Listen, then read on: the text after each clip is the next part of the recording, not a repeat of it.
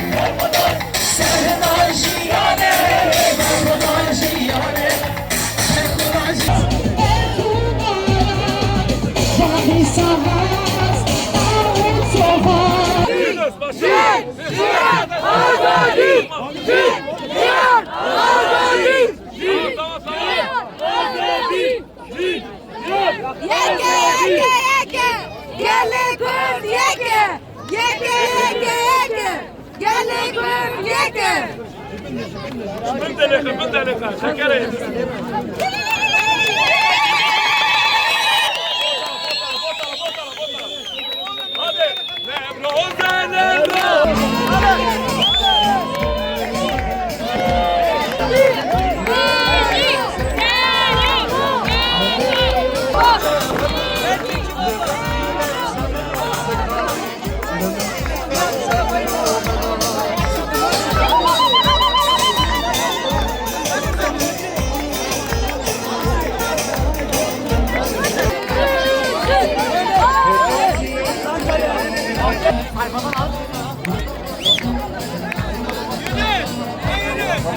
Bana bir iki tane abonenizi götürür misin?